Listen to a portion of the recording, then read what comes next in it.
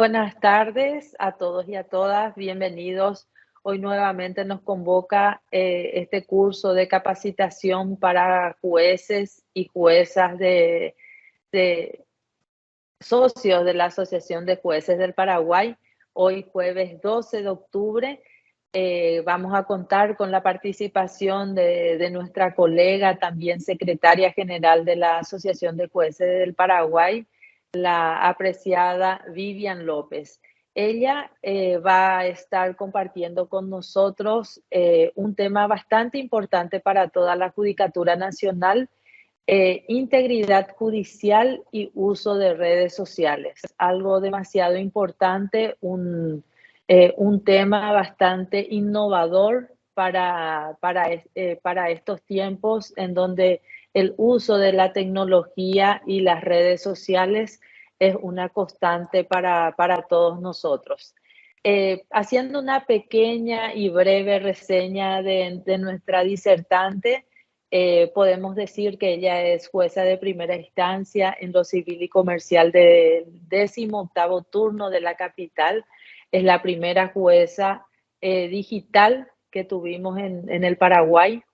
Es coautora del libro Expediente Judicial Electrónico, el primer manual de la justicia digital del Paraguay, capacitadora y coordinadora del expediente electrónico de los juzgados de primera instancia, activa en el gremialismo desde el 2014 y actualmente, como ya bien lo mencioné al inicio, es la secretaria general de nuestra asociación. Ha representado internacionalmente a la justicia paraguaya en diferentes congresos y seminarios realizados en India, Argentina, Corea, Uruguay, Brasil, España, Colombia, en La Haya, Países Bajos, Bolivia, Marruecos, Viena, Austria, Doha, Qatar y Rusia. Recientemente en temas de la innovación tecnológica, libertad de expresión, uso de redes sociales y jueces, inteligencia artificial, integridad judicial y acceso a la información. En Paraguay es punto focal de la Red de Integridad Judicial de UNDOC, con sede en Naciones Unidas en Viena, Austria. Cuenta con 28 años de experiencia en el Poder Judicial y 9 años como jueza en el fuero civil y comercial. Así que hoy vamos a tener la participación de Vivian y esperemos que sea una tarde bastante fructífera. Creo que no me equivoco al decir de que vamos a aprender muchísimo. Así que Vivian, el micrófono es todo tuyo y te escuchamos. Gracias, Susi. Queremos hacer algo diferente hoy a todas las charlas que tuvimos antes, ¿no? La charla magistral de entrada. Y bueno, ya nos conocemos todos, así que me gustaría saber quién pudo esta tarde hacer el cuestionario que mandamos al grupo. Si alguien me dice, me levanta la mano, me prende su cámara, me dice que sí. Y quiero mostrar si tenemos algunos resultados, Rocío. Me dice quién, por ejemplo, para poder yo ir sabiendo quién hizo. Cintia, Yo hice Sandra. también, Vivi. Sonia, bueno, Sí. Sonia, genial. Francisco Atigarrada, saludos. Bueno, podemos mostrar el primero, el de integridad Sí, judicial. Podemos completado. empezar. Completaste, Francisco, genial. Bueno, ¿qué es ser íntegro? Bueno, el 94% contestó hacer lo correcto sin que nadie nos esté mirando. Genial, porque es una de las definiciones que yo creo que definen simplemente lo que hay que hacer para ser íntegro, ¿verdad? Y no tanto pensando en reglas o en códigos de conducta, sino en ser buenas personas, ¿verdad? En el fondo, eso es integridad. La segunda pregunta, si mostrás, Rocío. ¿Cuáles son los estándares internacionales de conducta judicial? Muy bien, los de Bangalore. Dicen, ¿pero dónde queda eso? Bueno, queda en la India. Fue una reunión que se hizo de las Naciones Unidas en la India cuando se dieron cuenta de que si no empezamos por construir y fortalecer la integridad de los jueces, que la única carta de presentación que tenemos los jueces ante una sociedad es la confianza que se tiene en nuestro trabajo. Nosotros no tenemos capacidad de hacer un presupuesto, hemos visto que tenemos que estar haciendo de todo para poder aumentar el presupuesto, para poder ganar más como jueces. Habrán visto que hace poco están haciendo Lobby, nuestro compañero, Susana, el doctor Delio, ¿verdad? Y siempre dependemos de los otros poderes, ¿verdad? Y del Poder Ejecutivo y del Poder Judicial, el Ministerio de Hacienda y del Poder Legislativo. Entonces, los principios de Bangalore justamente que buscan que la calidad de sus jueces se transmita confianza. Y esa confianza es la que construye la fortaleza del Poder Judicial. ¿Qué significa eso? Que sin esa confianza, si no se confía que ese juez va a decidir sin influencia, entonces no tendremos nunca justicia. Esa es la idea de los principios de Bangalore. Bueno, ¿cuál es la tercera pregunta? ¿Cómo debe comportarse un buen juez según los estándares internacionales? Correcto. Aquí están los principios de Bangalore, vamos a reducir, vamos a tratar de hacer lo más corto posible porque la idea es hoy en 2 horas o en menos de 2 horas poder hacer ambos temas. Hacer tanto integridad judicial con los principios de Bangalore y dentro de eso el uso de redes sociales, que también es una recomendación a partir de los principios de Bangalore porque las redes irrumpieron después que se hayan hecho estos principios. Estos principios ya son del 2001, donde no teníamos redes sociales, no sabíamos ni lo que era, y hoy son parte de nuestra vida diaria. Yo creo que todos recibimos los domingos, los que usamos redes, cuántas horas usamos el teléfono esta semana, y a veces nos asustamos del tiempo que estamos en el teléfono, ¿verdad? Yo creo que todos, ¿verdad? Cintia, Francisco, Sandra, ahora un poco quién más está, Alberto, Amado, Ana, Augusto, Aurora. Yo creo que todos nos asustamos, ¿verdad? De cuánto tiempo pasamos en el teléfono, incluso trabajando, ¿verdad? No solamente compartiendo o intercambiando fotografías. Bueno, podemos sacar esa ficha ahora. Yo voy a compartir una presentación. Bueno, rápidamente, vemos que prácticamente la mayoría tiene clarísimo de qué es lo que venimos a hablar. Esta es una presentación que si bien es para más tiempo, ¿verdad? Quiero pasar directamente. Esta parte les quería dejar como una reflexión. No se van a enriquecer con la remuneración que reciban. Esa es una reflexión que quería dejarles porque si bien los jueces paraguayos ganamos menos que todos los jueces de América Latina, en comparación, ¿verdad?, de la calidad de vida, en ninguna parte del mundo los jueces pueden volverse ricos con su salario. Van a trabajar más intensamente y más tiempo que la mayoría de sus amigos ajenos a la judicatura.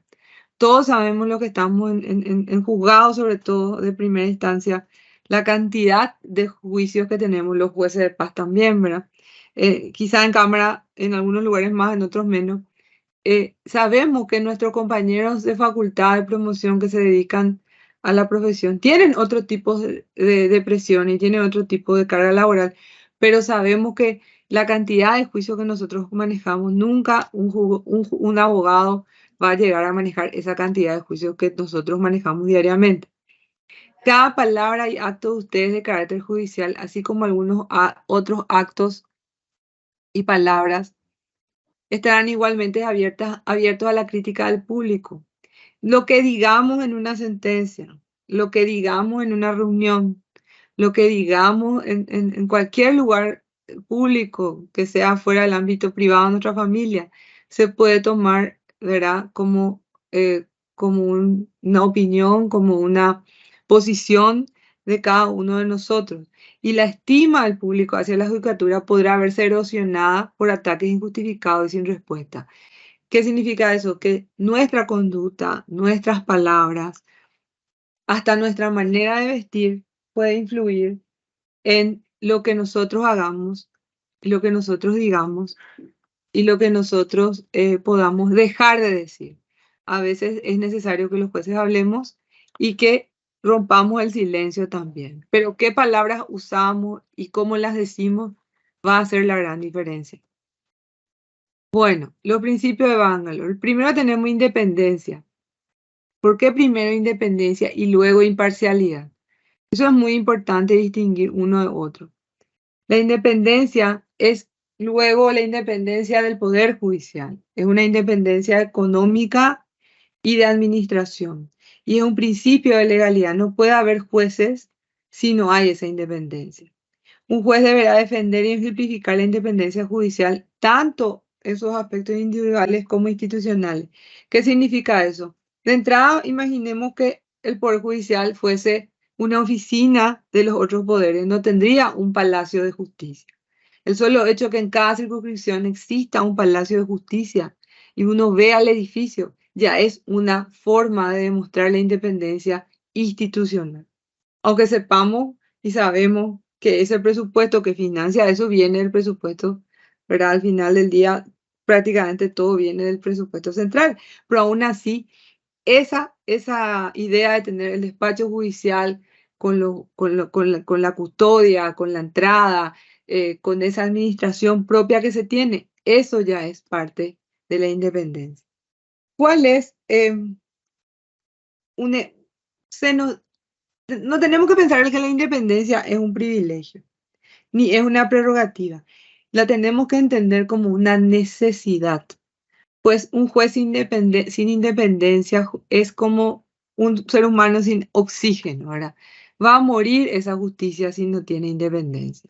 Y la imparcialidad es ya personal, es en el caso concreto, es la capacidad de que uno tiene de fallar en ese caso sin que nadie influya en esa decisión.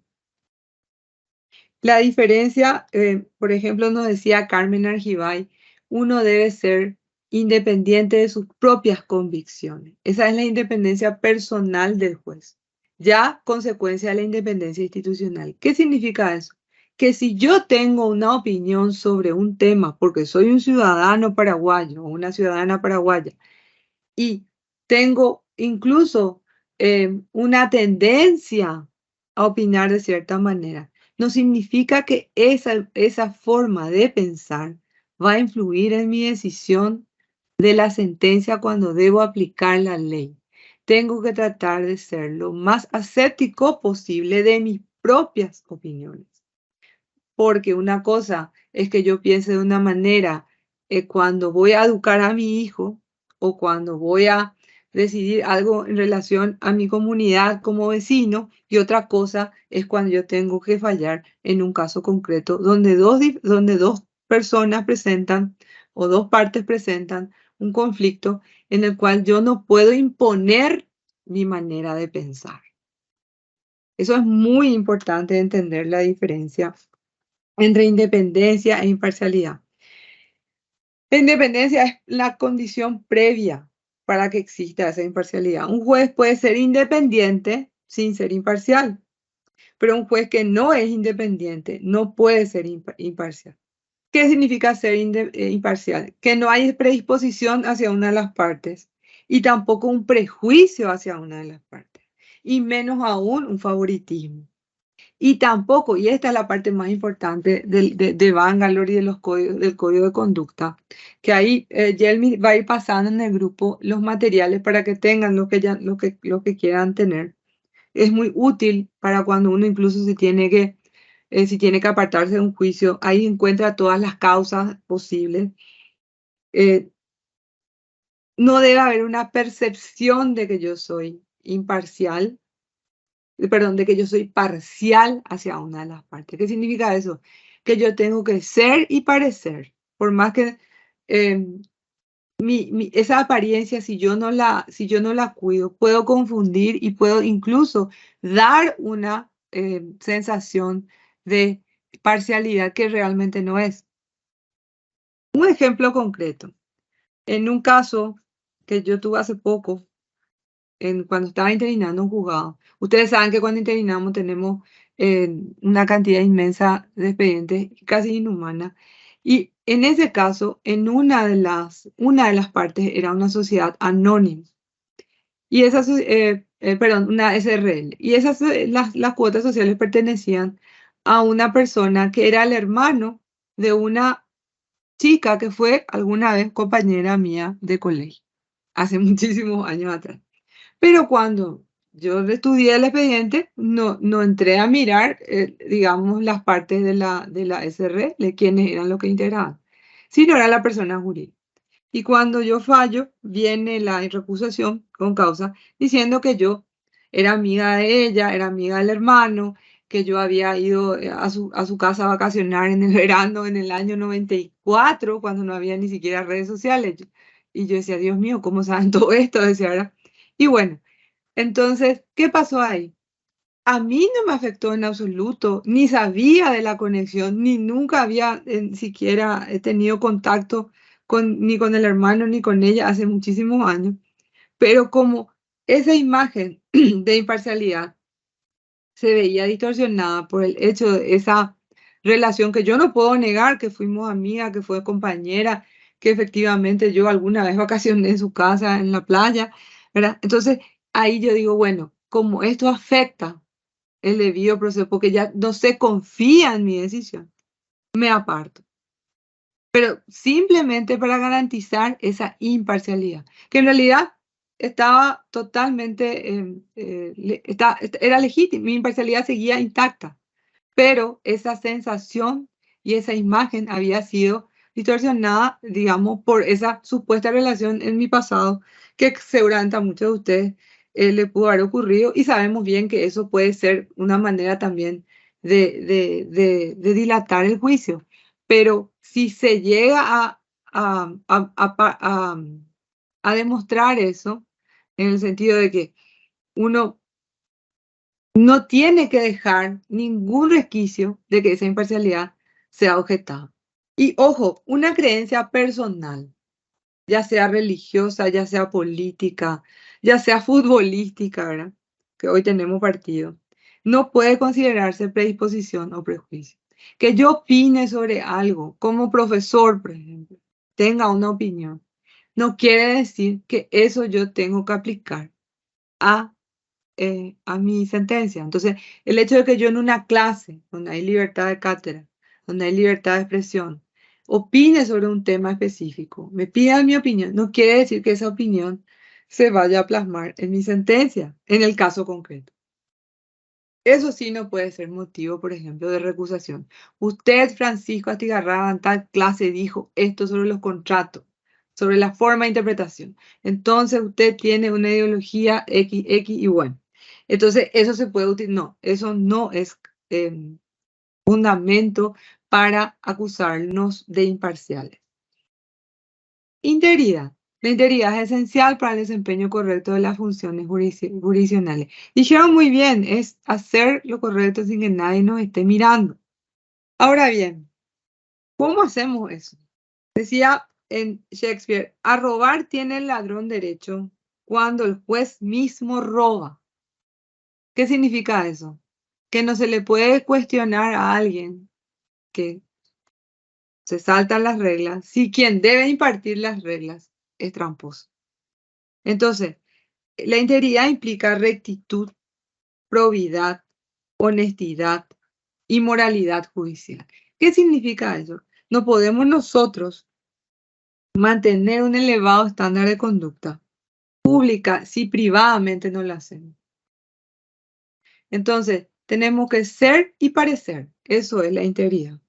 Y públicamente nosotros condenamos acciones en una sentencia, por ejemplo, pero íntimamente o privadamente las cometemos. Ahí no podemos nosotros estar dando ningún tipo de lección en una sentencia si en la vida de uno no mantenemos las reglas que le exigimos a otro. Nos parece que la integridad, así como la independencia, es una necesidad para el juez. No, un juez que no es íntegro, a la larga, va a terminar perdiendo no solo la confianza de la gente, sino también, creo yo, la función. Porque puede ser que parezca que no, y a veces la corrupción, no solo de los jueces, sino de todo el sistema judicial y de todo el sistema estatal, nos pesa. A todos nos pesa. Y nos preguntamos, ¿por qué esto sigue así? Y creemos que es la impunidad, pero también es que no trabajamos en construir la integridad de los ciudadanos, porque el ciudadano debe ser íntegro para exigirle también a su juez. El que pasa luz roja, el que no respeta a un pare, comete un accidente, causa un daño, no puede después reclamar esos daños para sí. Lo mismo el juez, si el juez no respeta al par y causa y termina en un accidente, va a ser más escandaloso que el ciudadano común. Por eso es tan importante que el juez sea doblemente íntegro que el ciudadano común, porque es el que le va a juzgar. Corrección. ¿A qué nos referimos con corrección? El juez debe ser en las audiencias, por ejemplo. No puede el juez utilizar palabras o epítetos o algún tipo de, incluso en la sentencia, cuando hablamos de nuestra sentencia, no puede utilizar palabras que no estén a la altura de la función judicial. No puede, vamos a pasar después a igualdad y a equidad, pero no puede usar, por ejemplo, epítetos que sean denigrantes hacia una de las partes o burlones. Y también, cierto, tenemos derecho a hablar en público, tenemos derecho a decir nuestras opiniones, pero tenemos que cuidar de no ofender. La ofensa es el mayor enemigo de la judicatura. Si somos jueces, y nos guste o no, somos jueces 24 horas al día, los 7 días a la semana. Tenemos que conservar, como se dice, la compostura, no perder ese equilibrio, esa serenidad, esa prudencia que se nos exige al estudiar un caso.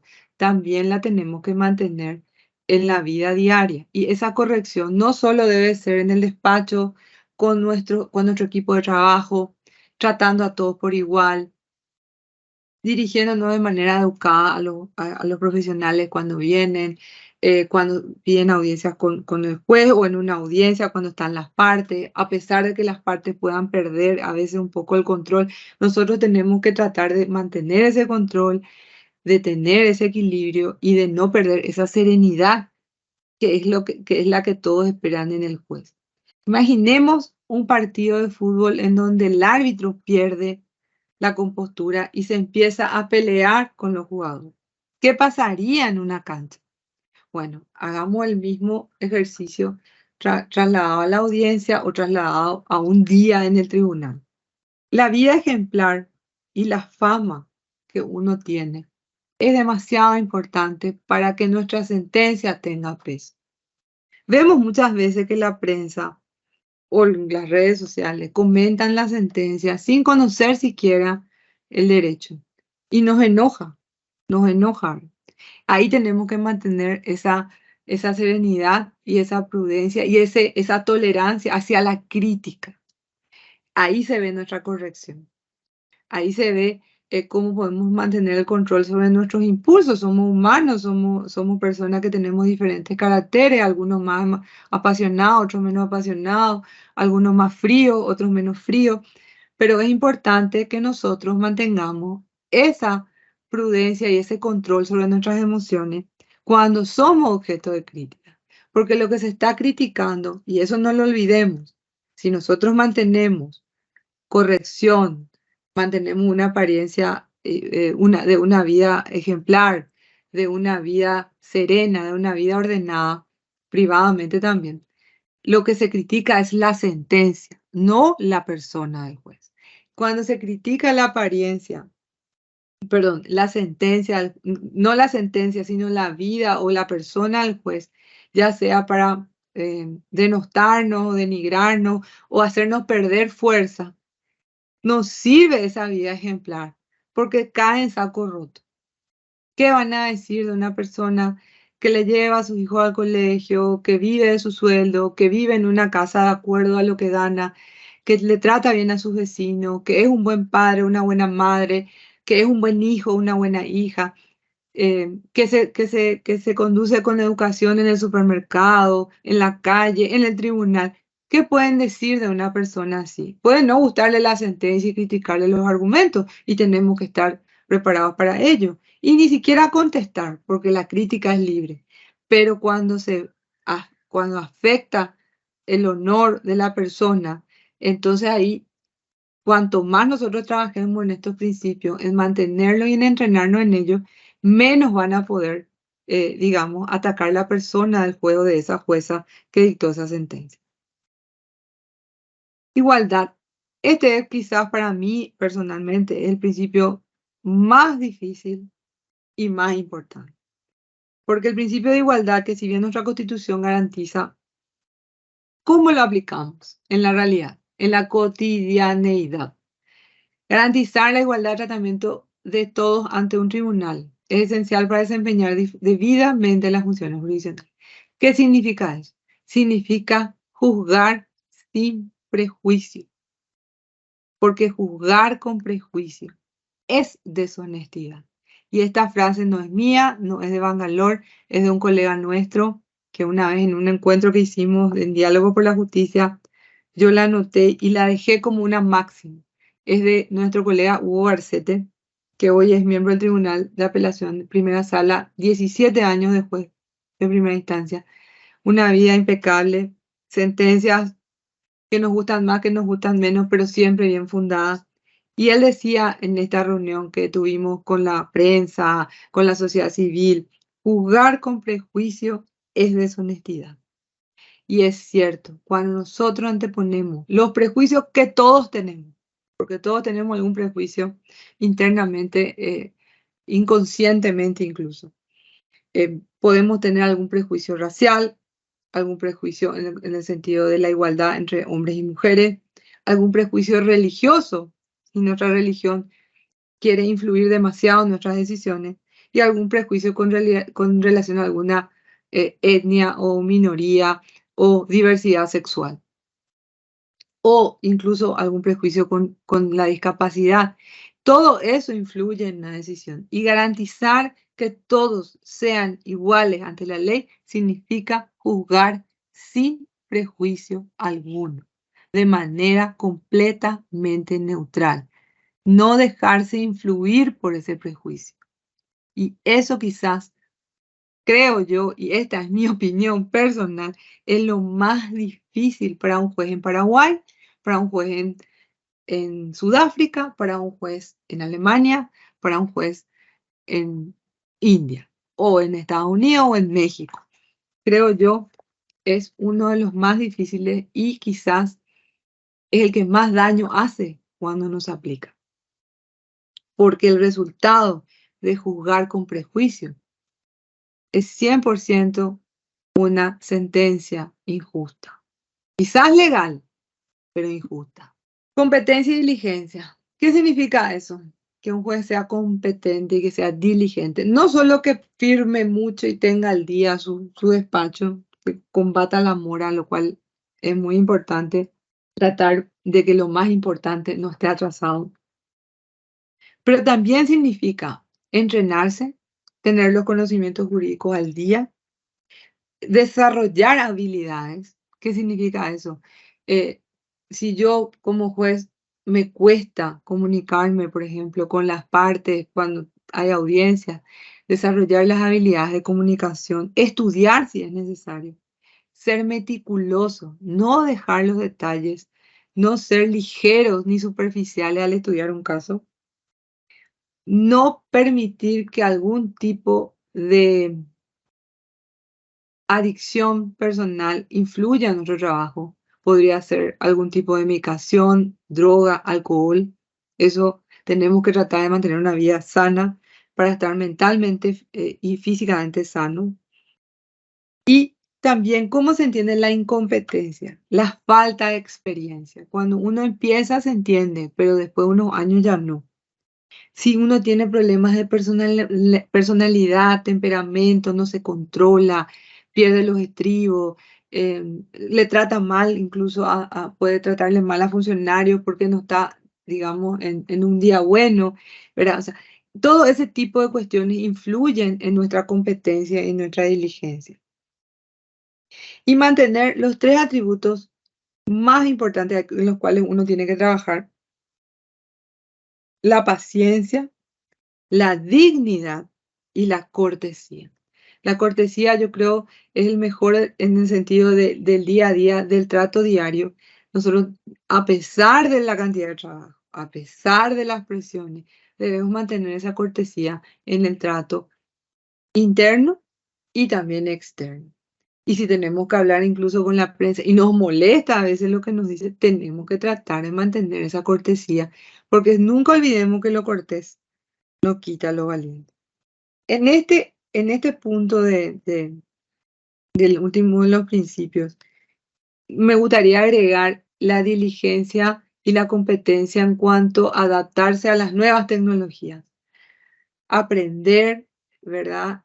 No solamente lo que nosotros hoy conocemos como expediente judicial electrónico, sino todo lo que puede venir, ya sea inteligencia artificial, nuevas aplicaciones, manejar computadoras, manejar celulares, manejar tecnología, aprender, adaptarse, ayornarse, porque no podemos estar dependiendo siempre de otros. Tenemos que, hoy, por ejemplo, con la firma digital, no podemos delegar esa firma en otro. Esa es una cuestión nuestra, es como firmar cheques en blanco.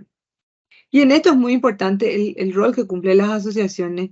En nuestro caso, por ejemplo, la asociación como eh, nos permite, ¿verdad?, mantenernos entrenados y capacitados gratuitamente, cuestión que debería ser una regla anual incorporada a la carrera judicial o de la Corte Suprema o de la Escuela Judicial para los jueces que ya estamos en ejercicio. Pero ya que no se realiza, por ejemplo, el curso de inducción no realiza la Corte, lo realiza la asociación, es un valioso papel y facilita que todos tengan ese acceso. Porque ya que todos los cursos del mercado son pagos, siempre tiene que salir de nuestro bajo sueldo, ¿verdad? Ese monto de dinero, y que si nosotros no nos ponemos, ¿verdad? No pagamos, no vamos a capacitarnos. Por eso es muy importante y valioso lo que hace la asociación, que invierte en poder mantenernos capacitados. Acá tenemos un caso, y tengo dos casos, pero más o menos me gustaría decir quién puede eh, colaborarme, no sé, Francisco, alguien. Sí, doctora. Sí, sí podés Que lea leernos el caso del juez Mackenzie. ¿Cómo no? El juez Mackenzie tiene 48 años, está casado y tiene 2 hijos adolescentes. Está impaciente por participar en una conferencia sobre derecho regulatorio internacional en una isla del Caribe. Se le ha pedido que exponga un trabajo sobre el marco jurídico del tema de la conferencia en su país. Asistirán a la conferencia jueces y abogados de todo el mundo. Su billete de avión en clase turista corre a cargo de su tribunal, así como los billetes de las personas que lo acompañan. Un juez de su tribunal con menor antigüedad y su secretaria. Los organizadores de la conferencia le harán entrega de viáticos en efectivo, en moneda local y para el alojamiento y manutención durante la conferencia. Bueno, entonces aquí, gracias Francisco. ¿Qué hizo el juez Mackenzie? Y ahora vemos lo que hizo. Francisco, contigo. Tengo audio de fondo, doctora. Ah, bueno, al El perrito, presentar, no, igual nomás, igual nomás. Si bueno, no le seguí molesta. nomás, que él también quiere aprender. Sí, está acá. Al presentarse en facturación, se le asigna un asiento junto a sus 2 colegas en la parte trasera del avión. Más tarde regresa al mostrador y afirma que tiene problemas de espalda. No es verdad.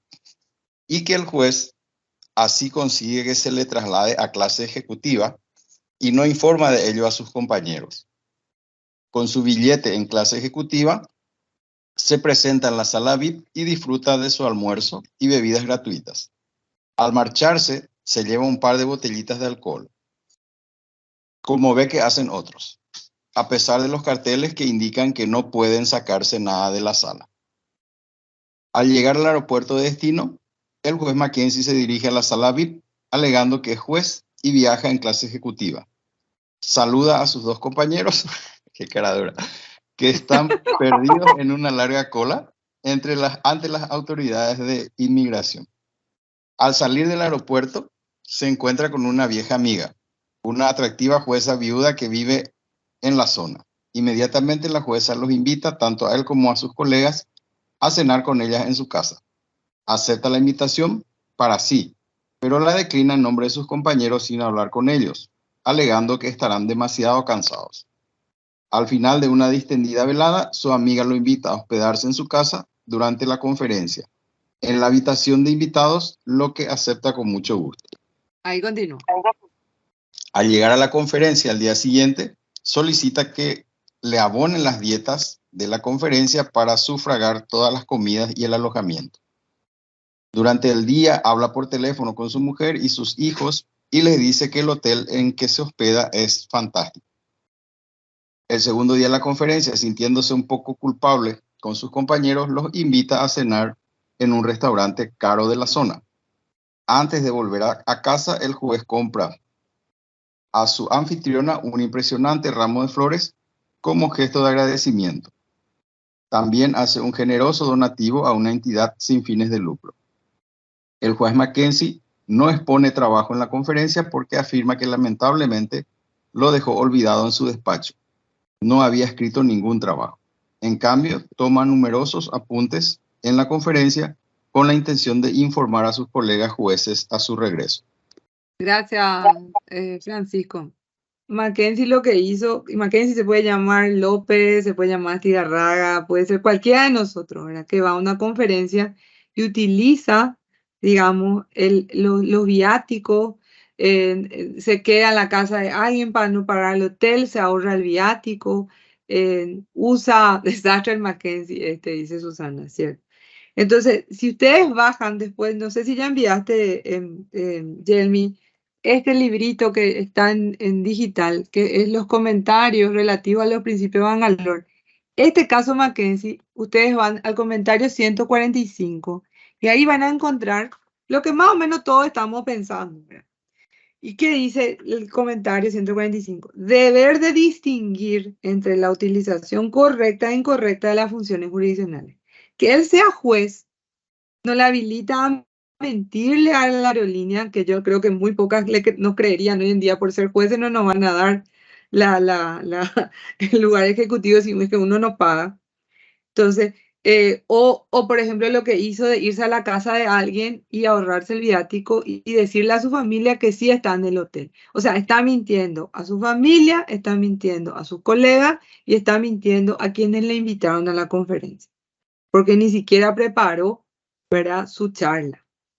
Entonces, en una palabra, si el juez Mackenzie hace todo eso, ¿cómo después va a ser una persona honesta o sincera en su fallo?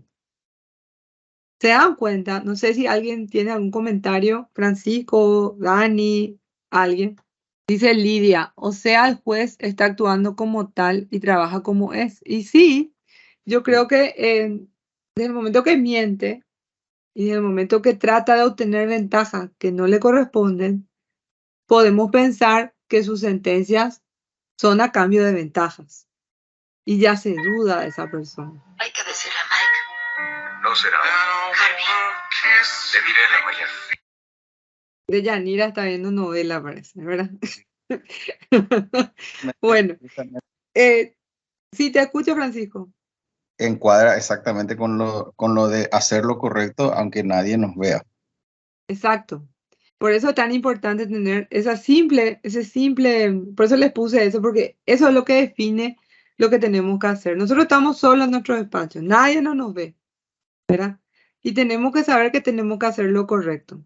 Y no solo hay que ser, sino parecer, dice Gloria, ¿cierto? Desde el momento que Mackenzie se va, imagínense, se siente culpable con su compañero, con su colega, y les invita a un lugar caro que los demás no pueden pagar, porque los demás están pagando el hotel con el viático que le dieron, ya no les da para pagar ese lugar, pero a él sí le da porque él hizo trampa.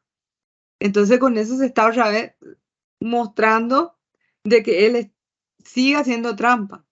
Y esa trampa le deslegitima para después dictar una sentencia que no podemos ya pensar que no hay trampa detrás. Por eso es tan importante que un juez no utilice o trate de utilizar una situación para obtener ventajas personales o un tratamiento preferente de cualquier tipo. La prepotencia de pasar un retén o decir yo soy juez y por eso me tienen que hacer pasar primero, ¿verdad? Usar el cargo para priorizar el trato hacia uno por encima de los demás, sin razón alguna. Si uno es juez y tiene que llegar a una constitución y hay hay un retén policial y le dice, mire, yo estoy llegando, tengo que ir a hacer mi trabajo, es muy distinto a que yo estoy apurado porque tengo que irme a una fiesta y yo tengo que pasar primero, ¿verdad? Entonces, ese tipo de situaciones que hoy se graban, se filman, uno ni se da cuenta y mañana eso nos puede hacer perder el trabajo que estamos ejerciendo como jueces, ¿verdad? Si lo paran por una supuesta falta de tráfico, pasamos una luz roja, un juez no debe hacer presente al funcionario policial su condición de tal. Usted no sabe con quién estoy hablando. Usted no sabe con quién está hablando. Usted no sabe lo que le va a pasar, ¿verdad? Un juez que telefonea a alguien para decirle, podemos hacer algo en esto como para obtener una ventaja solo por el hecho de que yo soy juez. Entonces, todas esas cuestiones que nos muestra, digamos, un ejemplo, y puede ser cualquiera, ¿verdad? De Mackenzie, o puede ser, como les decía, López, o Astigarraga, o Ledesma, ¿verdad?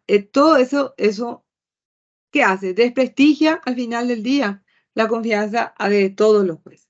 Uno que haga eso, se conozca, salta a la luz pública, ya desprestigia a todos, porque ya hace dudar de lo que nosotros podemos hacer en la intimidad y en la privacidad de nuestros despachos. Bueno, ahora pasemos a lo que es el uso de redes sociales, que yo creo que es lo que más nos atormenta hoy en día a todos. Podemos ver si hay alguna pregunta en esto y si no, ya pasamos a redes sociales. Parece que estamos bien. Sí, Francisco. sobre el punto específicamente lo que estuviste exponiendo, justamente lo que solemos conversar en casa, ¿verdad? Es que cuando se habla de un pedido de aumento de jueces, mucha gente, y ahí voy al tema de que cuando dentro de la institución hay personas que realizan conductas, digamos, indebidas, y esas reivindicaciones justas son mal vistas por la ciudadanía, por la sociedad, porque se tiene luego el concepto de que el juez no vive luego de su sueldo. El sueldo del juez es más o menos el recreo nomás, ¿verdad? Entonces, yo creo que, como se suele decir, poco favor hace eso a justas reivindicaciones que se piden, ¿verdad? Por eso es que, así como dijiste, la integridad debe ser el norte para que justamente cuando haya esas reclamaciones la gente no lo vea como diciendo, y esto quieren aumento. O sea que esa es un poco la sensación que da en el entorno cuando se habla porque yo en mi grupo de amigos, ¿verdad? Ve uno así que el Poder Judicial salió en los titulares, que la Corte pidió aumentos para jueces, y me bajaron la caña, ¿verdad? Me dice, ¿qué ustedes los jueces? O sea que esa es la sensación, ¿verdad?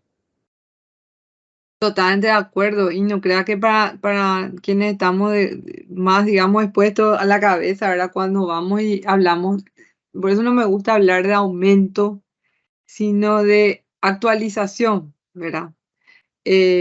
Porque cuando uno piensa, todos los demás en todos estos años se fue actualizando al costo de vida, por lo menos, ¿verdad? Su salario, en cambio el de los jueces no, y está congelado prácticamente. Quizás hace 10 años podría haber sido un buen sueldo, pero hoy ya no es lo que era hace 10 años, ¿verdad? Entonces, como decís, la primera crítica es por unos cuantos, ¿verdad? Entramos todos, ¿verdad? Y esa mayoría silenciosa que trabaja y vive de su sueldo, ¿verdad? Termina pagando, ¿verdad? Como vos en tu grupo de amigos, y yo misma a veces no quiero contar, ¿verdad? Porque digo, Dios mío, me van a venir con todo, ¿verdad? Pero tenés razón. Entonces hay unas manos ahí levantadas.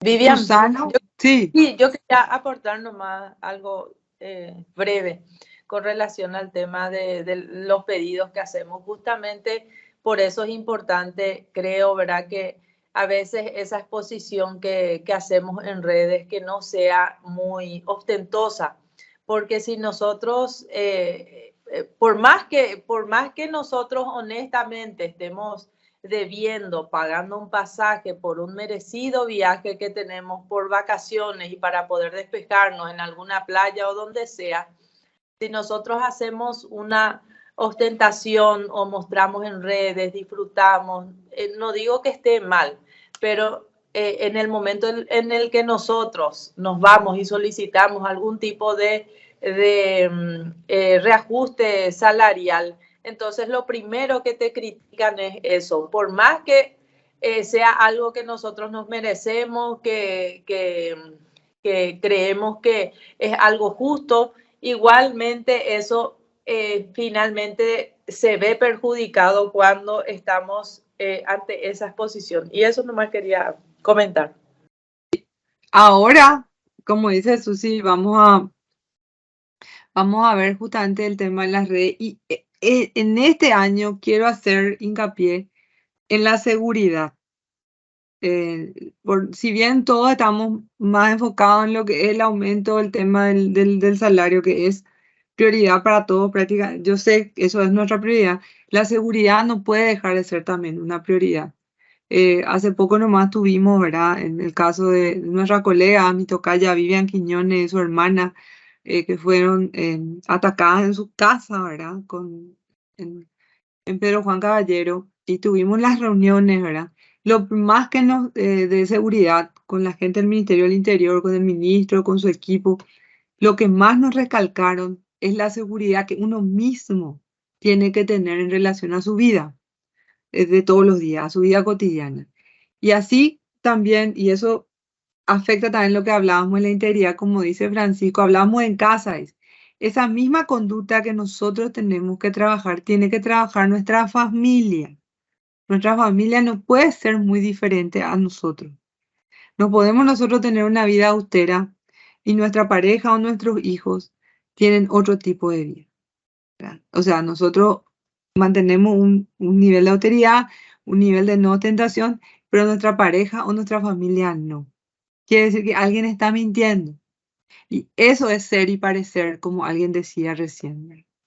Nosotros, así como la integridad pedimos, nos piden a los jueces, nuestras familias tienen que saber que el hecho que su madre, su padre, su hermano, su hijo sea juez, tiene que afectarles a todos. Así como le trae privilegios muchas veces, es una carga que tenemos que nosotros llevar y nuestra familia tiene que compartir con nosotros. ¿Por qué? Porque si separamos o divorciamos la conducta del juez de la familia, hemos visto muchos casos de muchos jueces que fueron afectados por la conducta mala o buena de sus hijos, o de sus padres, o de sus parejas. Si bien cada uno es responsable de sus actos, en cuanto a la integridad, en cuanto a la ética, nos afecta a todos. Eso también para tener en cuenta. Y ahora vamos a pasar, mostrarnos, Rocío, si podés, los resultados de del segundo cuestionario. Estamos 75 ahora, vamos a ver quiénes hicieron. Tenemos apenas 23 respuestas, parece que nadie quiso hacer esto.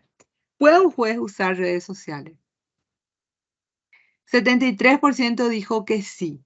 26% dice si no las usa debe conocerle su funcionamiento. ¿Y cuánto es la tercera respuesta? La primera pregunta, ¿puede un juez usar redes sociales? Parece que no. No tenemos el no. Eso es muy importante. ¿Por qué es muy importante? Porque existía o existe capaz todavía una creencia de que el juez no puede usar redes sociales. 3% dice. ¿Y por qué me parece que esto es importante recalcar? Porque las redes sociales son hoy parte de nuestro medio ambiente. ¿Qué significa eso? No solo como jueces, sino como familia, como padre, como hijo. Si no usamos nosotros redes, alrededor nuestro, nuestra familia están usando. Y nosotros tenemos que no usar para interactuar. O sea, podemos quizás nunca abrir nuestra boca en la red social, pero tenemos que conocer cómo funciona.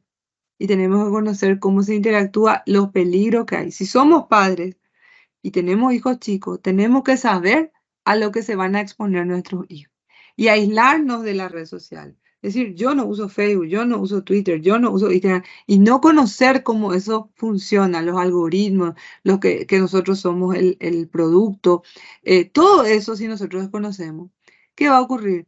Mañana, hace poco, un colega en Asunción me llamaba a consultar por un caso donde una persona por amparo pedía que se censure una publicación de Facebook donde se le estaba afectando a su honor con una medida cautelar de entrada.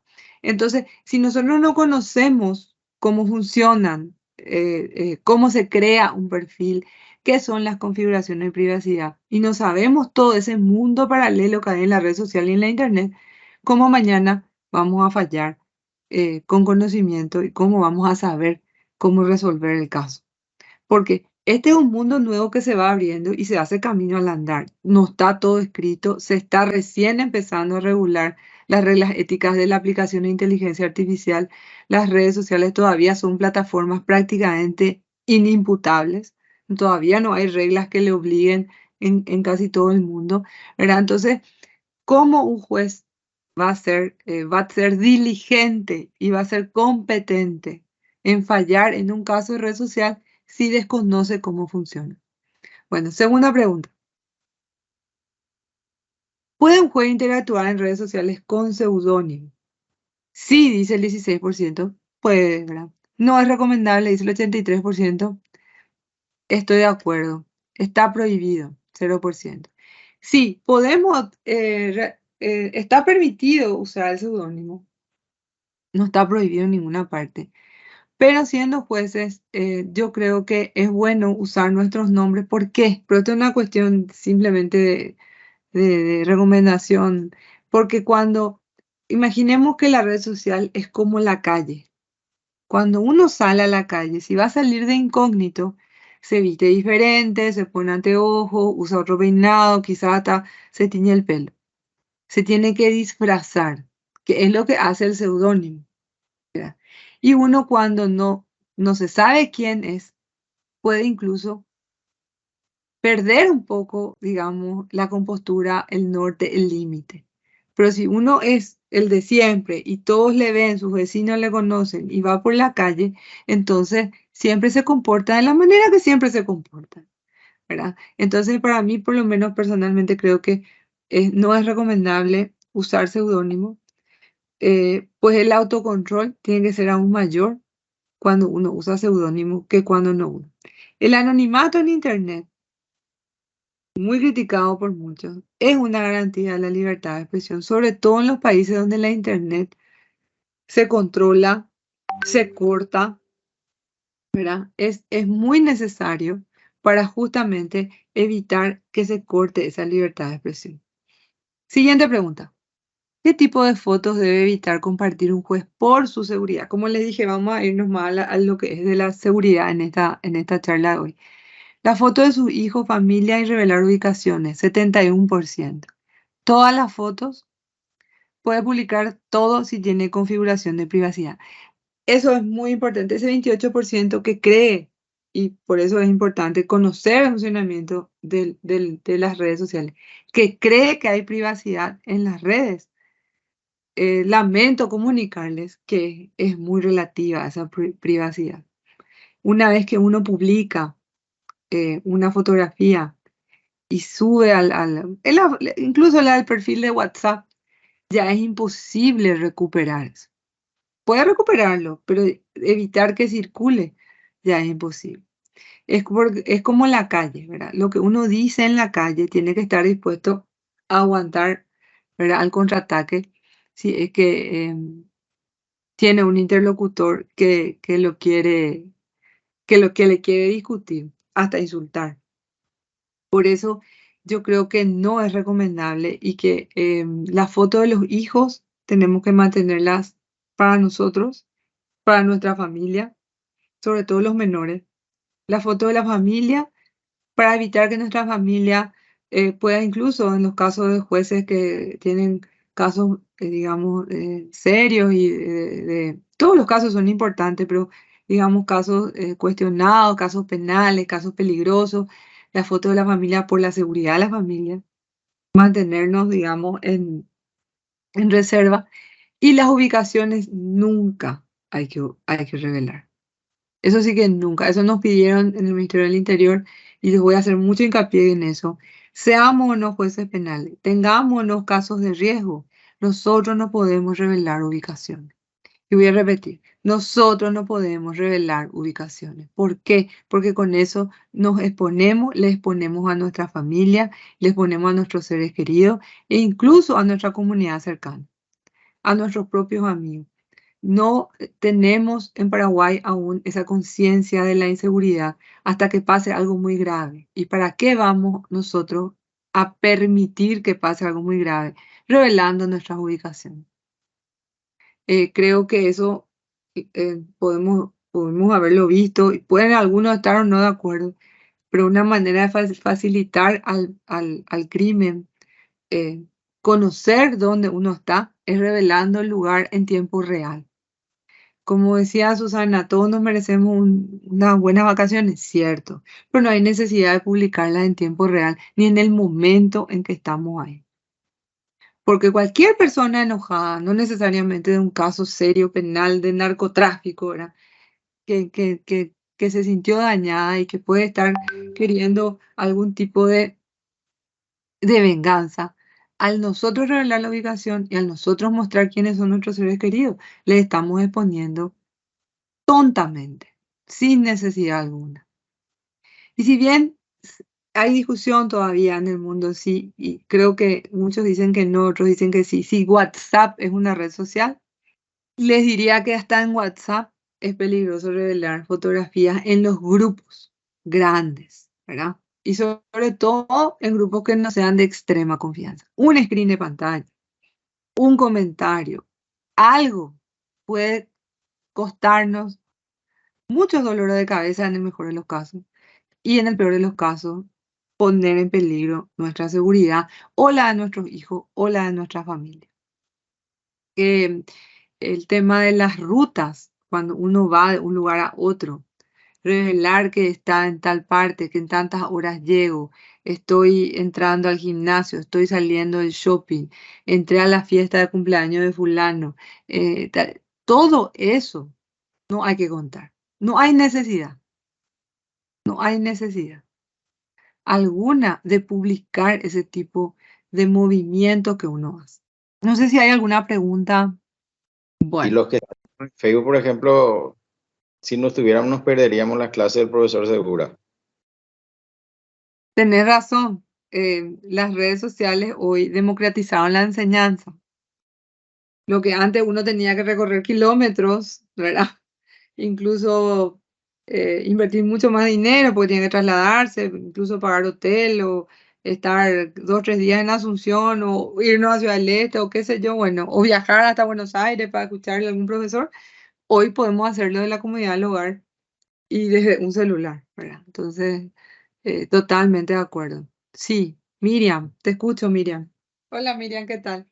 Bien, bien. No, quería hacer nomás una acotación, un comentario con referencia a las redes sociales, que generalmente sucede cuando nuevos colegas asumen y por la alta responsabilidad y por el temor, porque muchas veces uno hace comentarios, memes, etcétera, o le etiquetan, entonces por el estrés agarran y suprimen, eliminan sus redes sociales y de esa manera también, como acaba de decir el compañero, uno no se entera de de muchas noticias, de muchas informaciones, incluso dentro del gremio, como acaba de decir, de cursos, de capacitaciones, conferencias que en ocasiones son de libre acceso, hoy día bastante facilitado para la gente que estamos tan lejos de la capital, de no poder asistir de forma presencial, tiene sus ventajas como así también sus altos riesgos. Entonces, la correcta administración de las ventajas que nos da y también de los riesgos, uno puede seguir participando, seguir teniendo vida activa, pero con el debido cuidado dentro de las redes sociales, teniendo en consideración las ventajas que nos ofrece a las personas que estamos tan lejos de la capital. Gracias, Miriam, tal cual. Por eso ahora vamos a hacer un vuelo de pájaro de lo que es el uso de redes sociales. Bueno, Redes tejemos cuando engañar pretendemos. El miedo que hay a las redes es natural porque es nuevo. Sigue siendo nuevo a pesar que ya llevamos años en esto. Y como decía Miriam, es una moneda de dos caras. Por un lado, puede traernos mucho dolor de cabeza y por otro lado, aumenta las posibilidades, en el caso de la educación, de mantenernos entrenados, capacitados, sin tanto costo, sin importar la distancia. Y por otro lado, también a veces en el caso de nuestro trabajo como jueces, nos permite explicar, enseñar y hablar sobre casos y hacer más comprensible nuestro trabajo. Y no tan encerrado y el juez que solo habla por la sentencia, ese juez del siglo XIX que parece que está en una especie de burbuja encerrado en una especie de castillo de cristal. Ese juez ya no existe. Esa es una realidad que las redes sociales mostraron. Hace poco en España, un juez que tenía, si alguno que es tuitero le conoce, Judge de Zipper, tenía una cantidad de seguidores inmenso que explicaba sentencias, ¿verdad? Y él, por ejemplo, usaba el anonimato. Yo participé con él en 2 charlas que hicimos que el Consejo General del Poder Judicial organizó. Eso es lo que viene a ser su consejo en la magistratura. Y le invitó, y él como usaba el anonimato, solo le veíamos su corbata. Era muy simpático. Y yo decía, ¿cómo puede hacer para mantener el anonimato? En el fondo era un secreto a voces quién era entre los españoles, pero para los que vivimos lejos nadie sabía quién era. Y hace poco, Judge de Zipper salió del anonimato.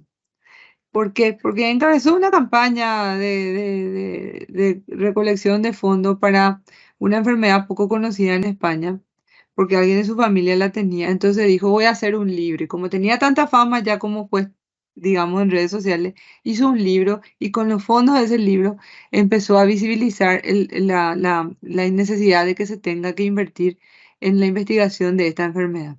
¿Y cómo fue que juntó tantos fondos? Cuando dijo, voy a revelar mi identidad. Y salió a la luz pantalla su identidad, quién era, y le conocimos todo al famoso Judge de Zipper, que ahora ya todo el mundo sabe quién es, aunque sigue usando ese seudónimo. Pero le trajo muchos problemas ese seudónimo en su momento con lo que viene a ser la superintendencia de disciplinaria del Poder Judicial español. Pero eso, por ejemplo, es muy importante, como dijo Miriam, nos permite conocer cursos, nos permite participar en charlas, nos permite tener información que no íbamos a tener, que antes solamente estaba limitada a un grupo selecto de personas y no se democratizaba como hoy se democratizó. Tenemos 5 claves en el uso de redes sociales. Tenemos, como decía, los riesgos y las oportunidades, la seguridad, que ya veníamos hablando, la identificación, si usamos o no el anonimato, el contenido, el comportamiento, qué subimos, qué posteamos. Y como decía Susi, no ostentoso. Es difícil que un juez o una jueza paraguayos puedan ostentar en redes. Si es que viven de su salario, ¿verdad? O sea, más bien yo creo que también las redes sociales permiten mostrarnos tal cual somos como seres humanos y siempre manteniendo una serie de reglas en cuanto a lo que posteamos para no dar una imagen, digamos, errónea, no mostrar una vida que no llevamos o no mostrar un nivel de vida ostentoso que al final nos va a traer, nos va a perjudicar, porque lo primero que hace un periodista cuando uno tiene un caso importante o algo cuestionado es buscar nuestras redes sociales y buscar quiénes son nuestros amigos, amistad en línea. Y eso puede ser noticia.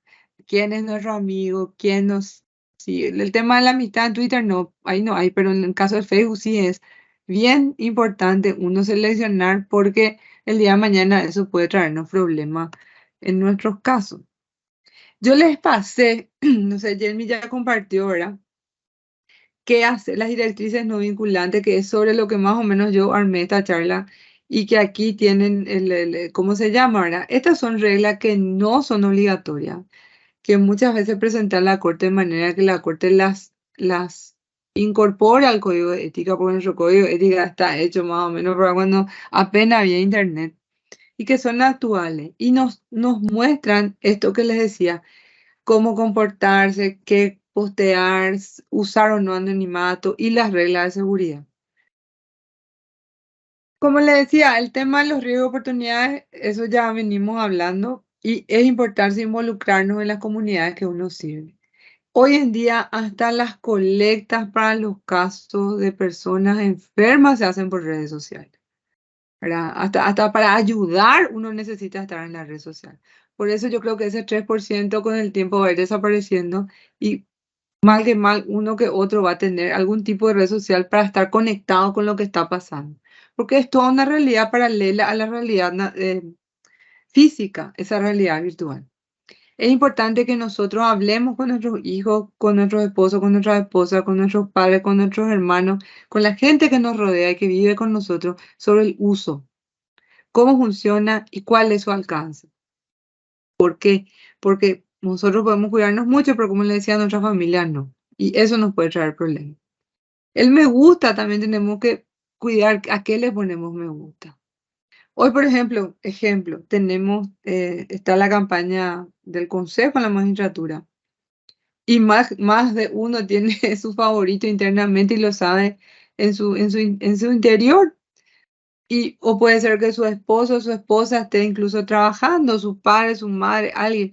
Bueno, hay que separar eso y no sin querer uno, ¿verdad? Puede por error dar un me gusta que nos puede traer problemas.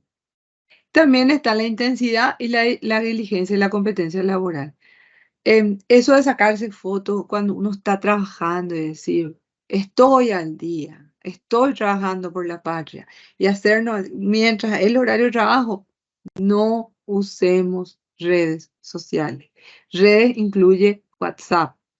No pongamos ningún posteo en horario laboral. Nosotros tenemos un horario laboral que si bien es criticado por muchos, es oficialmente hasta la 1 de la tarde. Sabemos que trabajamos más después, pero igual importante no mezclar el posteo de una red social con nuestro trabajo, por más que sea sobre nuestro trabajo.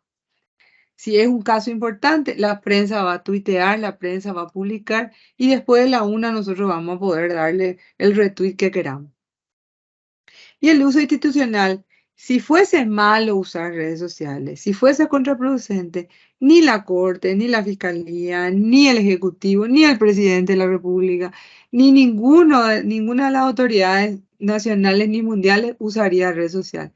Y se dan cuenta cómo todas las instituciones hoy, si no están en redes, prácticamente no existen. Seguridad. Privacidad. Ya hablamos de que no posteemos fotos de nuestros hijos. Hace poco en Italia hubo un caso de una madre que le demanda a una plataforma de red social porque ella posteaba la foto de sus hijas de menores de 11 años, ¿verdad? En fiestas infantiles. Esas fotos de las nenas fueron utilizadas y a través de una plataforma de inteligencia artificial fueron alteradas y le pusieron cuerpos desnudos de las nenas con las caras de esas nenas y se usaban para fines de pedofilia y pornografía infantil. La madre demanda por eso porque se usó sin su autorización esas fotos y decía que estaban configuradas dentro de los niveles de privacidad que la red social donde ella publicaba la foto de su hija le permitía. Pero como les decía, cualquier posteo que uno haga, por más configuración de privacidad de amigos, reamigos, hiperamigos que pongamos, es imposible no rastrear o no secuestrar o no hacer un screen o no alterar. Ya escapa, una vez que uno publica, ya se fue al ciberespacio. Es como cuando uno sale a la calle y se nos cae un 10.000 en la calle y nos vamos. Ese ya se perdió ya se fue. Bueno, ¿qué pasó? Ahora está el juicio de la italiana en abierto, está en pleno proceso, no sabemos qué va a pasar, pero es un ejemplo de cómo las fotos de nuestros hijos menores, hasta que ellos no sean conscientes y ellos mismos decidan publicar fotos de ellos cuando sean adolescentes bueno, o cuando sean mayores de edad, no le expongamos, pues eso puede ser utilizado. También nosotros en nuestro caso como jueces, si nosotros mostramos a nuestro hijo con remera donde se dice en qué colegio va, con uniforme, el horario, o frente al colegio, direcciones. Podemos ser, si Dios no quiera, ni lo permita, víctimas de secuestro, víctimas de extorsión, amenazas, las rutas que usamos, todo eso puede ser interceptado si uno está usando su ubicación permanentemente. Entonces, como buen consejo, apagar la ubicación y solo usarla cuando es estrictamente necesario. Lo que le decía, datos personales, fotos. Y si ustedes no las usan las redes sociales, a su familia le tienen que hablar de eso, a sus hijos le tienen que hablar de eso y a su entorno cercano. Y el comportamiento público tiene que ser cuidadoso. Puede ser que nosotros no usemos, pero estemos en una fiesta y otra persona nos está filmando. Entonces, ese comportamiento público que hace que el juez se confíe mañana en su comportamiento, ¿verdad? Como juez, es el que se tiene que mantener en todos los ámbitos de la vida de cada uno. En un asado, en un 15 años, en un casamiento, en una boda, en una fiesta, digamos, particular. Siempre tenemos que mantener, porque toda filmación o toda fotografía pueden volverse virales. Y una vez que se vuelva viral, em, como dice el dicho, del ridículo no se vuelve, ¿verdad? Cuando ya eso, si hicimos un papelón, ¿verdad? Va a ser difícil eso, uno después secuestrar en la red y prohibir su viralización, porque como les digo, una vez que entra en la red, es prácticamente imposible detenerlo. Acá habla de la identificación. Podemos usar o no nuestros nombres. Me parece que es lo más seguro de usar. Y tenemos que conocer las diferentes plataformas. ¿Por qué tenemos que conocer? Cada plataforma tiene, digamos, un objetivo, un público. Y tiene también, digamos, una misión. Ejemplo, el Twitter o X, como se llama ahora, es de información. Y es mucho más hostil que el Facebook. El Facebook es más social, habla más, ahí no se habla de cuestiones tanto de debate, excepto en los grupos, ¿verdad? Donde uno también crea un microclima, donde uno habla de lo que a uno le gusta. Entonces, si yo voy a usar TikTok o voy a usar otro tipo de red, tengo que entender que ese tipo de red para qué es. Y digamos que se puede entender mal que yo use en TikTok para, por ejemplo, explicar, aunque yo creo que vamos a llegar a eso, una clase de derecho, como hacemos hoy en Facebook, ¿verdad?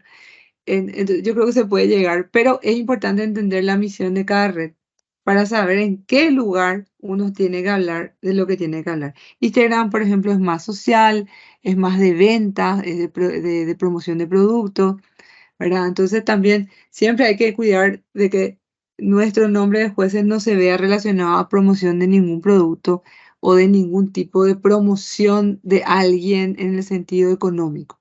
¿Qué comportamiento y contenido? Esto es quizás lo más importante. Y la regla es, yo hablo en redes, hablo en la plaza pública. Imagínense que ustedes salen de su casa, se van a una plaza, tienen un megáfono y empiezan a decir lo que piensan. Entonces, si por el camino, cuando dicen lo que piensan, terminan insultando a alguien, alguien les va a responder, les va a tirar una piedra, les va a insultar o les va a decir algo más fuerte. Y tenemos que estar dispuestos a aguantar eso. Y hay algo que sí, no nos peleemos en redes. Si alguien nos reta o no está de acuerdo, o es un troll o es una persona, digamos, enojada con la vida, dejémosle ahí y no nos peleemos porque nunca vamos a ganar. Es interminable la pelea en redes. Siempre tenemos que evitar expresiones, opiniones que dañen nuestra independencia judicial, que afecten al todo, ¿verdad? Tenemos que tratar de ser lo más escéptico posible cuando opinamos sobre algo. Y esto incluye a quien usa seudónimo, porque el seudónimo se puede rastrear también. Y cuando mensajeamos con las partes también. Tenemos que cuidar qué decimos con las partes en el sentido de que de repente podemos mensajear con el abogado con el que tenemos que ir a hacer la constitución, por ejemplo. Nos tenemos que encontrar en tal parte, a tal hora, en tal ubicación, por ejemplo, cuando tenemos que ir a una constitución judicial. Siempre tenemos que tener un tono cortés, cuidar el profesionalismo, hablar con prudencia, somos jueces 24/7. No googleemos casos que están a nuestro cargo, partes o testigos, sobre todo en los casos penales. ¿Por qué no googlear? ¿Por qué uno no tiene que buscar desde su red social? Imaginemos que yo entro a Google y busco fulano de tal contra fulano de tal, a ver quiénes son los demandados en el caso que está a mi cargo. Porque el algoritmo, y eso no sé si saben, el algoritmo le va a hacer aparecer el nombre de ustedes como posible amigos en el Facebook o como posible personas que conozcas en Instagram. Porque cuando a nosotros nos aparecen personas que quizás conozcan, esas personas nos buscaron a nosotros y por eso nos aparecen. Por eso es importante no googlear, porque si no, es como que eso también, la información que puede haber en Google o que puede haber en una red social sobre una de las partes, puede afectar luego, después, nuestra capacidad de juzgar imparcialmente. Entonces, es recomendable no googlear. Y el contenido digital anterior, decía Miriam, los nuevos jueces que entran, por ejemplo. Cuando yo ingreso a la magistratura, yo tenía muchas otras fotos personales, en pareja, en familia, y las eliminé todas. ¿Por qué? Por seguridad. El pasado pisado no existe. Nosotros tenemos que tratar de limpiar eso si tenemos, si asumimos este compromiso que dura mucho tiempo y aprender a convivir con esa exposición que tenemos. Si nos insultan o nos, e incluso nos dicen cosas peores, en lo que llega al abuso, tenemos que buscar asesoramiento institucional. No respondamos nosotros.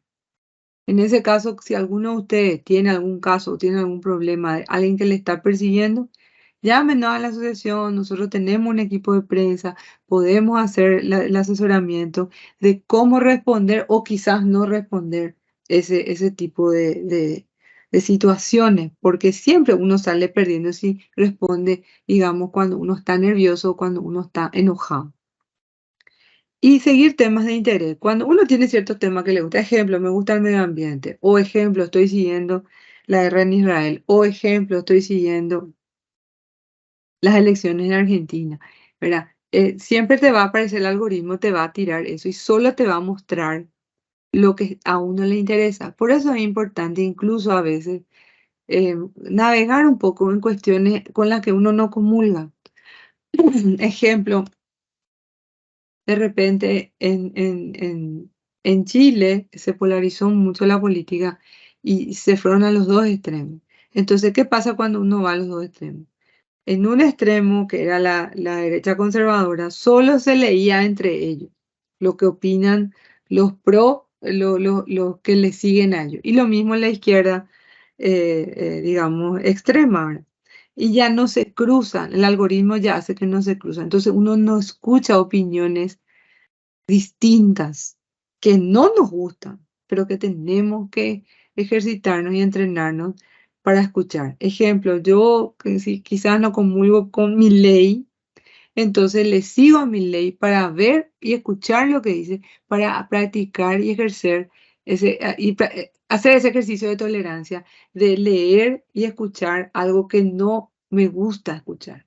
Porque si no, esa caja de resonancia es como que uno vive en una especie de termo donde solo escucha lo que le gusta y eso nos hace intolerantes. Entonces, al momento de fallar y al momento de juzgar y al momento de trabajar, no, nos volvemos intolerantes y nos aislamos de la realidad. Y como les decía antes, abstenerse de promover intereses financieros de nadie, aunque sea de nuestra familia. Si nuestra familia tiene un hotel, no podemos hacer propaganda del hotel, no podemos hacer propaganda qué sé yo, de la canasta de Navidad. O sea, nosotros en nuestra red social no podemos hacer eso. Los amigos en línea, como decía, una cosa es en el Facebook, otra cosa es en el Twitter, otra cosa, por eso hay que entender para qué es cada red social. Cuidemos mucho eso, quiénes son nuestros amigos en redes.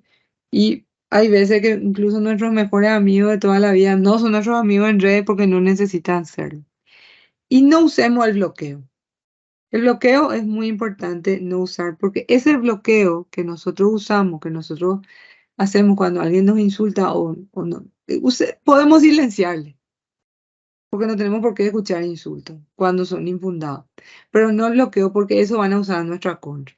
Van a hacer screen de que le bloqueamos y nos van a tratar de intolerantes, de poco institucionales. Y el bloqueo de la persona pública, en el caso del juez, en el caso de, de un presidente, de un parlamentario, de un ministro, el bloqueo no es recomendable. Yo sé que la persona pública está mucho más expuesta y tiene que tener mucho más de tolerancia a esa crítica y a ese incluso insulto a veces, pero como medida de seguridad, usemos el silenciamiento y con eso evitamos, digamos, que nuestra salud mental se vea afectada.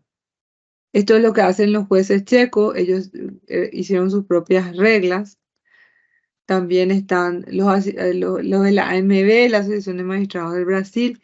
Ellos, por ejemplo, tienen una regla muy interesante, que es evitar toda ostentación en sus publicaciones. No compartir publicaciones que promuevan el consumo de alcohol. No compartir publicaciones que expresen odio o violencia. Aquí hay un caso que hace poco tuvimos acá en Paraguay de esta persona que en público mostró un tatuaje con la esvástica, ¿verdad? En Alemania no iba a poder entrar, ¿verdad? Eso está legalmente prohibido, ¿verdad? Hacer apología, es hacer apología del odio. Y acá incluso se habló de libertad de expresión. Hay que entender que no hay derecho absoluto alguno. En la libertad de expresión, sus límites son justamente el odio, incitación al odio y a la violencia. Y los símbolos del nazismo, a no ser que sea dentro de un contexto histórico, en un libro, en una película, en un documental, están prohibidos. Incluso hasta en los juguetes de los niños. Digo, les cuento porque a mi hijo le encantan los aviones de guerra. Está la cruz de hierro, pero no la esvástica.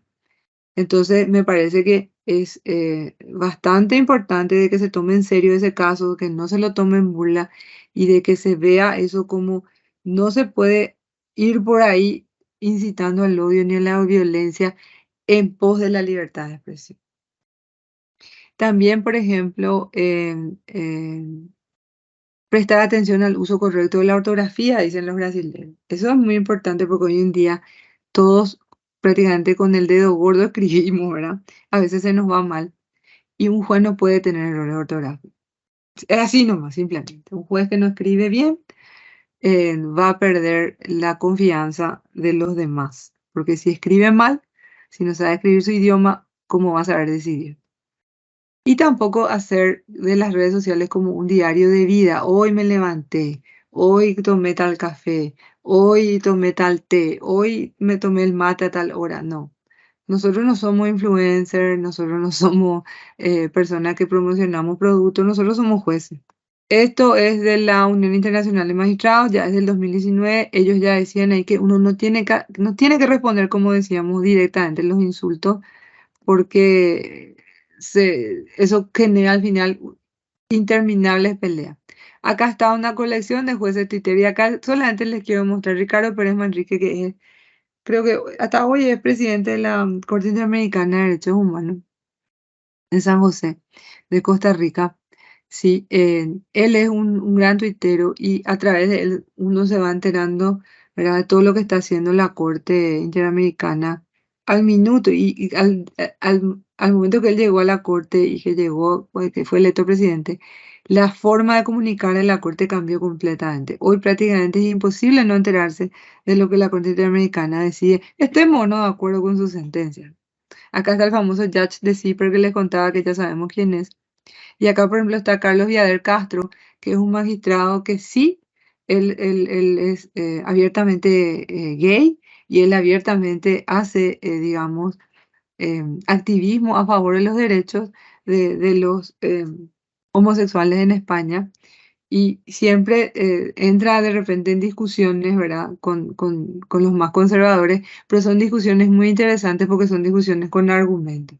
Gloria Pollatos es, por ejemplo, la presidenta de las juezas mujeres en España y ella sí también es una activista por los derechos de la mujer y muy interesante es seguirla a ella porque a través de ella aprendemos mucho todavía lo que nos falta en Paraguay para lograr incluso en España una igualdad real. Vimos hace poco el caso de la a través de las redes también, de las futbolistas que ganaron, ¿verdad? El caso de Jenny Hermoso, que como a través de las redes también todo el mundo se enteró, ¿verdad? Y vio la foto, ¿verdad? Del beso del no consentido de Rubiales a Jenny Hermoso.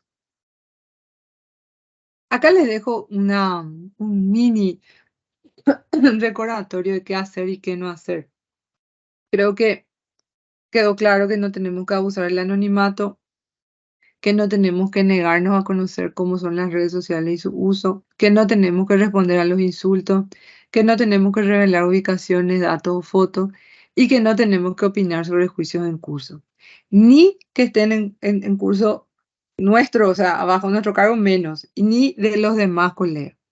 Tenemos que esperar siempre a la sentencia si es que vamos a hacer algo como didáctico, como explicando, porque no podemos emitir opiniones antes. Muchas veces a mí me pasa que veo un caso y digo, ay, quiero opinar, pero digo, y después si mañana me toca, que a mí me viene, me voy a tener que inhibir. Entonces pensemos siempre 2 o 3 veces antes de postear o opinar sobre algo. Y la prudencia es la mejor consejera en nuestras vidas. Y la fortuna pocas veces se desvía a los discretos. Eso le dejo como, digamos, moraleja de nuestra reunión hoy. Y dejo abierto a las preguntas si es que alguien, algún comentario, bienvenidos. ¿Qué tal, doctora? Te escucho. Qué interesante tu propuesta, doctora. Muy interesante para tener en cuenta, voy a tenerlo muy en cuenta todo eso. Na y gusto con la llamamos burjana no la foto. Sí. Ahí de ciego uno está, su ego está. Ay, pero bueno, es para considerar, es muy importante todo esto, esta situación social que estamos viviendo. La Eso verdad, sí muy es importante. cierto. Eso sí es Sí, cierto. Podría entenderse que uno se va lejos con mucho esfuerzo, ¿verdad? Y se saca foto y sube, y es como que no le importa lo que le pasa en su país. Y uno el juez es un representante del Estado también, ¿verdad? Nosotros somos servidores públicos, entonces yo creo que hay momentos y momentos en los que uno podría publicar ciertas cuestiones privadas, porque las vacaciones son una cuestión privada, o familiares, ¿verdad? y sí, sí. Pero no, pero es muy importante todas esas acotaciones, esas recomendaciones son muy interesantes para tener en cuenta. Y también nos abre un poquito el panorama para tener también esa facilidad, esa destreza a veces no sabemos discutir y nosotros los jueces dentro en las redes. Y es importante Y lo mejor es no participar, discutir, es no discutir. pero a veces es, por lo menos, los cerristas queremos discutir. Eso sí. Hay fallos, ya no tocamos por cuestión de tiempo, hay fallos del Tribunal de Ética de la Corte, con relación a discusiones en redes justamente, y hay sanciones a magistrados que discutieron en redes, porque en la discusión uno va subiendo de tono, ¿verdad? Y puede Sí, sí. mezclar cuestiones personales, religiosas, políticas, y ese tipo de opiniones se nos está vedado a los jueces en público. Sí. Y la red es hablar en público. Eso es lo que tenemos que entender, ¿verdad? Muy interesante. Felicidades, doctora. Gracias. Susi.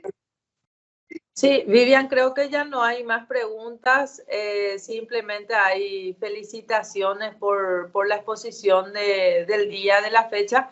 Creo que es demasiado importante esta clase, hay que tomarlo de esa forma, más aún ahora que estamos en pleno concurso y la mayoría, los que todavía no fuimos declarados inamovibles, cada 5 años entramos en este concurso.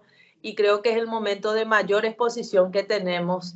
Y como siempre yo también le digo a mis colegas que cualquier foto o que subamos al Estado en un horario laboral, fácilmente uno puede hacer un screen, hacer un archivo completo de nuestro historial en redes sociales y en el momento de nuestro concurso eso puede valernos para que nos bajen algún punto o mismo en la corte nos reste un poquito de lo que es nuestra foja de vida, porque no solamente el hecho de que nosotros actuemos en nuestro carácter de jueces, sino que también, como bien lo habías dicho, es una cuestión integral. Entonces, demasiado interesante y creo que los colegas también están muy satisfechos por la exposición.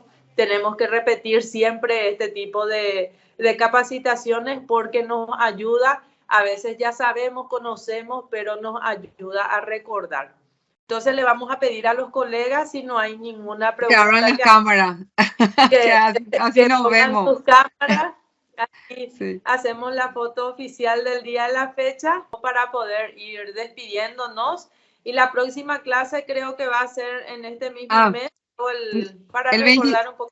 Ya les hago la invitación, estaba en duda, pues ya confirmó la doctora Yanes, va a ser el 27 de octubre en Salto de Guairá, presencial, ¿verdad? Presencial. Vamos a ver si podemos con el nuevo salón que hay, si podemos transmitir, y si no, bueno, es abierta a todos los que quieran participar. Va a ser sobre Estado de Derecho y lawfare, que es un tema muy nuevo, muy importante, y va a ser con el cierre de oro con la doctora Carolina Yanes. Muchísimas gracias y nos vemos en forma presencial en el próximo evento. Y después ya es nuestra fiesta. Después ya nuestra semana del magistrado es nuestra fiesta. En Talleyrand, que ya hay que ir preparando ya hay que ir preparándose ya para esa fecha. Un saludo a todos. Gracias por todo.